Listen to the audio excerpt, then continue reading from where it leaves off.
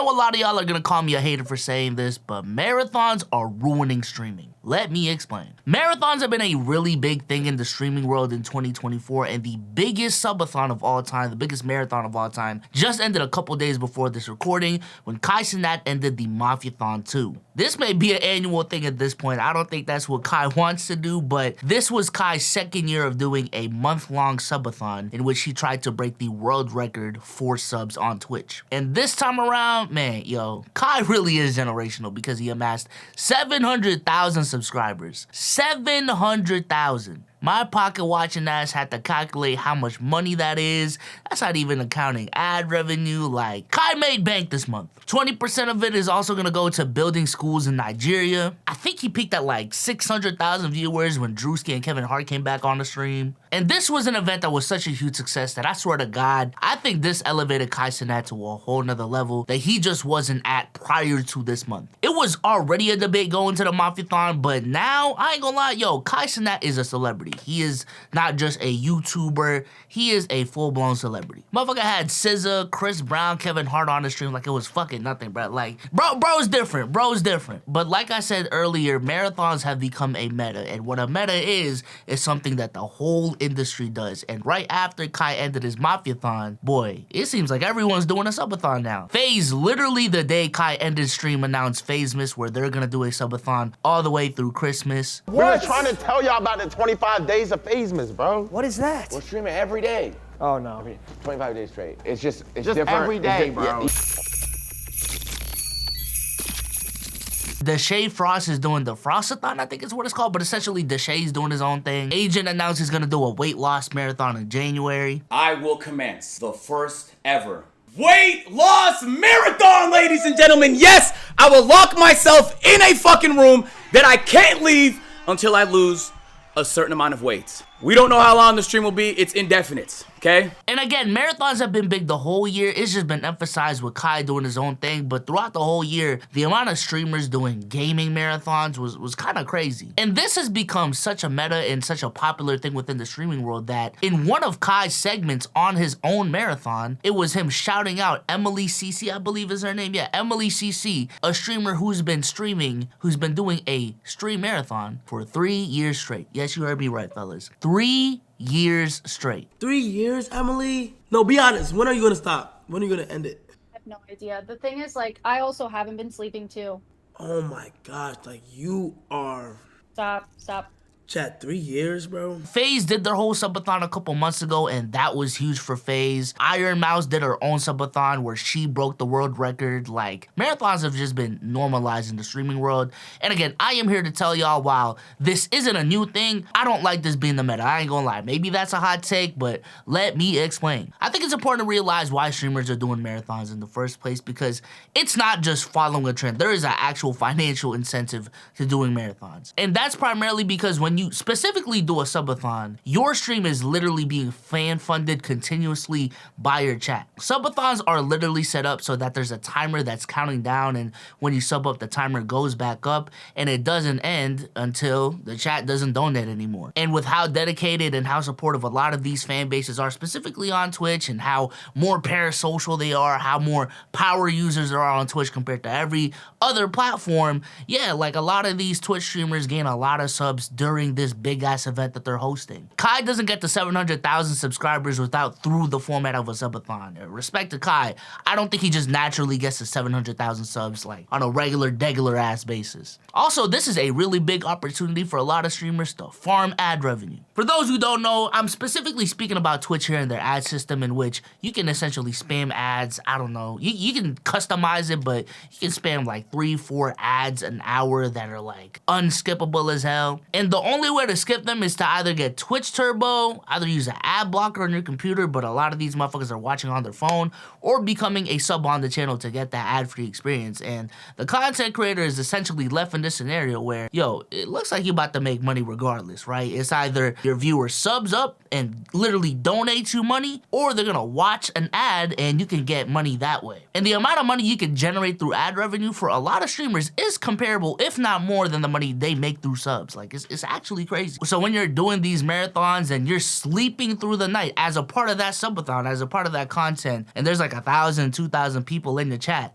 those ads are still playing. So you are literally, quite literally, making passive income and making money while you sleep. Like, it's crazy. Let alone the clips that you make from your subathon and the revenue you can make through that, let alone just growing your brand as a whole through this big ass event that you're hosting. Like, there is a lot of incentive to hosting marathons, and there's a reason why it's become a meta for the biggest streamers in the world to do it in 2024. But knowing the nature of marathons and subathons, I hate this for streaming, I ain't gonna lie. I personally already thought there was an unhealthy streaming culture with the fact that it was already normalized prior to this, that Twitch streamers specifically are streaming 5 to 7 hours straight, 5-7 times a week. Like, that's crazy to me. I don't know how many of y'all have actually tried to stream seriously before, but that is a very unhealthy environment to be in. You're spending 5 to 8+ hours of your day yapping it up, sitting in front of a camera, not standing up much. Most of the time you're alone, you're not actually interacting with people in real life. And with the way streaming works, like, your viewership literally goes down when you step out for like a second just to fucking pee, let alone like actually get some fresh air. So you're kind of incentivized to literally stay at your desk the whole time and just do a bunch of shit. And the marathon meta has upped that even more to the point where you are literally documenting your whole day in front of the camera the whole fucking time. And don't get me wrong, I do understand that a lot of these marathon streamers are doing it IRL now, so they're not sitting at their desk literally for 30 fucking days straight. Outside of Chris, and Chris was a guy who did a gaming marathon, and that lasted for like the whole month of, what was it, October, and he had a mental breakdown because he was getting a lot of shit from his chat, and that was an environment where he wasn't getting out the house a lot. Like, Chris was really going through it. I'm telling you, I did be trying, bro. I did be put, bro, people Gone and see those glorious niggas. We gon' be here, my hearty. We love you, Chrissy Poo. Thank you for everything. They say I don't stream. Fuck them, bro. 420 fixes, bro. They say all that shit, bro. They say I don't do nothing. Like, fuck them. Fuck them. Don't apologize to us, gang. You don't do shit. Real shit. Oh, fuck them. Fuck all them TikTok niggas. Take a nice hike somewhere in the mountains, G. Oh, dead ass, bro. Fuck all them. Oh, fuck all them. You did more than enough.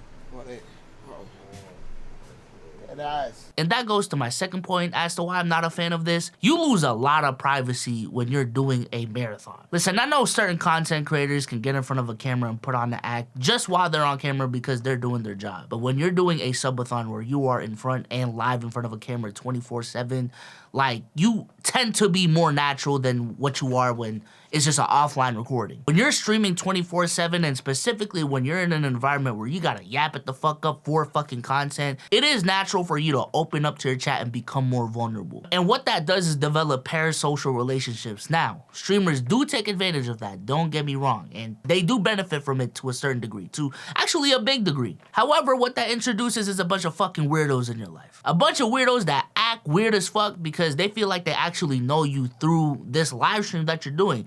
And to a degree, they kinda do. Like, let's keep it a stack. Most of your IRL friends, most of your family don't even know what you're doing 24/7. They probably know out of your week what you're actually doing, probably what, like 5, 6, 7 hours? Unless these are your roommates for real, like, they don't know exactly what the fuck you're doing and it being recorded, you know what I'm saying? But when you're streaming, that's not the case. You damn near got a guardian angel, like, following you around wherever the fuck you go. Like, it's crazy. And I know a lot of what I've talked about is mental health, and a lot of y'all might be saying, man, this is some pussy ass shit. Hey, put the fries in a bag. I bet you that's still harder. And hey, I ain't gonna lie, you probably do have a strong case. But there are actual physical harms to streaming for this long. Not yesterday, this morning, I was coughing up blood this morning, right, in the cup. Look in that cup, there's blood, there's spit. Nigga, I am sick, cause my chest is all clogged. Every single time when I do feel tired or shit is tough, and we got fucking 8 more days left, y'all always prove to me why I should keep going.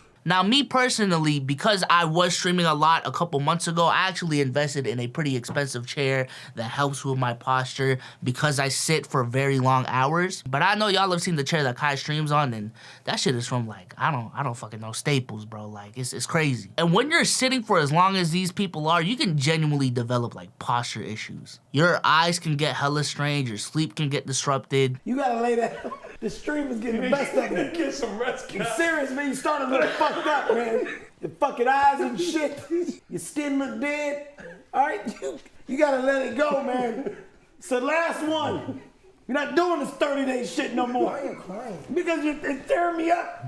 Watching you do this shit to yourself. It's starting to fucking stink, man. That's the dog food. It just generally leads to a sedentary lifestyle. Like, I saw the transformation that Ronaldo went through when he did his subathon, and, you know, I ain't gonna lie, he did not look good. He looked like he gained a lot of weight throughout that month. Also, it could just be a general danger to your brand. If I were to tally how many of this year's cancellations came through something that happened on a live stream, I would probably expect that percentage to be pretty fucking high. And that is because when you're live streaming, at the end of the day, you're in this environment that's uncensored, it's uncontrolled, it is live, the camera is continuously rolling, it is not an offline recording where you can edit it, and that, again, comes with its pros and its cons, and the cons can just be crazy because, yes, you can edit out stuff when you post a clip up on YouTube, but in reality, that shit happened live. People are clipping 24/7.